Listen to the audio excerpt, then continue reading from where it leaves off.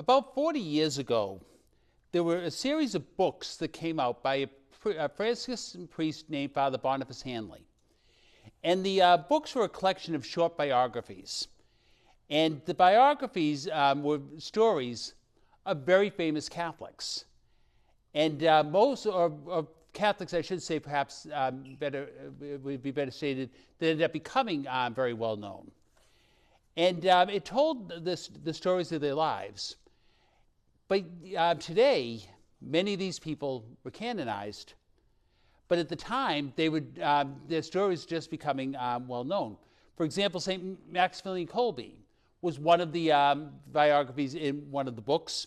And he was Father Kolbe in the book. St. Miguel Pro was another one who was mentioned. St. Miguel Pro lived in Mexico, and when he was just before he was martyred, his last words were "Viva Cristo Rey," long live Christ the King. And actually, they have a photograph of him just before his life. He was told to raise his hands, which he did, which looked very much like Jesus on the cross. There was a story about a nun named Edith Stein, Teresa Benedicta of the Cross, and her conversion from Judaism to Catholicism, and how she believed that, when the Nazis came for her, the sisters she lived with were willing to go in her place, but she believed that baptism should not be something that would protect her from such a fate, and that was what the Lord was calling her to do. There were all sorts of other people. St. John Bosco I remember his story was in the book. There was also a Blessed Titus Brandsma, and again, for the most part, with the exception of St. John Bosco and also St. Francis of Assisi and St. Teresa of Lisieux, all of them were just, at the time, Catholics who lived a life of faith. But what I remember being inspired by these stories was each one seemed to show a way of living as a follower of Jesus Christ. And it was almost as if, when you read the stories, because of the way that Father Hanley wrote them, that it was as if they were mentoring you and guiding you. So that, if you're facing a difficult decision, you had, perhaps somebody like Blessed Titus Brandsma, who was a newspaper editor, who ended running afoul because he published something about the Nazis. But, he had a moral dilemma of whether or not he should publish. When it came to generosity, he had Father Damien, now St. Damien de Buster, and, and the remarkable work that he did.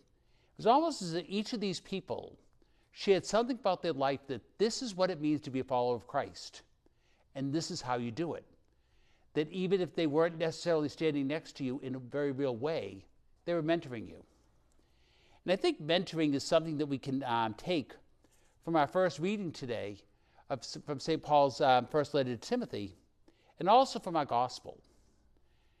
We have for our gospel Jesus giving basic teachings about what his ministry will be about. We heard the beginnings of this a few days ago, and if we had not had the feast of Mary's birthday on September 8th, we would have, and St. Peter Claver, we would have been hearing a little bit more of this, what they call the Sermon on the Plain. And Jesus is instructing his followers of how they should be living as people of faith, how they should be caring and ministering to one another, the strengths and the gifts that they should have, and the pitfalls to avoid. So Jesus is giving the basic blueprint. And of course, the Gospels give us that blueprint of how we're meant to live as followers of Jesus Christ. But there are so many different situations, so many things that come up in our lives, that, while the Gospels are very helpful and wonderful in giving us the blueprint, sometimes we're aided when we see followers of Christ living that example. And in St. Paul's first letter to Timothy, he's trying to be a mentor to the young Bishop Timothy, who will end up becoming a great leader in the church and a saint himself.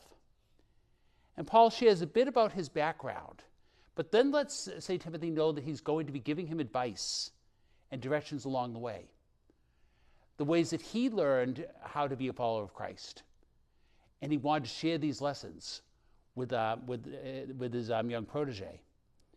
And of course, most likely, because St. Timothy saved these letters and they end up becoming part of Scripture, he also used these letters to guide others.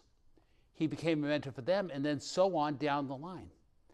In so many ways, we learn about what it means to be a follower of Christ by people who have heard the good news, heard the message of Jesus Christ, looked for ways that they could live it in their lives, and share with us their wisdom and their gifts. And so I think that this can remind us of two things. First of all, it's very good for us to think about the mentors of our faith. Perhaps this might be learning more about different saints or different figures of faith who have lived, who have shown a great example. We can get that through different biographies and things. If I know many people have little magazines and things that have the daily readings, which often include stories of the saints. That's certainly one important way. But also to think about the mentors of our faith in our own lives. Maybe the mother or the grandmother who taught you how to pray. Maybe the father who was always very dedicated, very much kind of like a St. Joseph. Maybe the teacher you had in school or in religious education. Maybe somebody who you know who's always generous and giving to others. Thinking about how they teach us how to be followers of Jesus Christ. But also remembering, too, that just as we received gifts from them about how to be a follower, we too are called to be examples and mentors to others.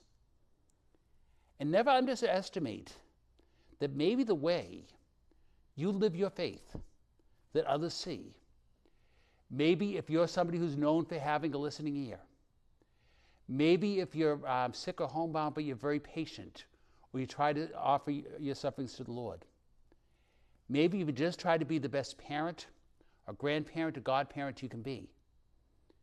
You have no idea, or we don't have any idea of how the Lord uses these things to further spread the faith.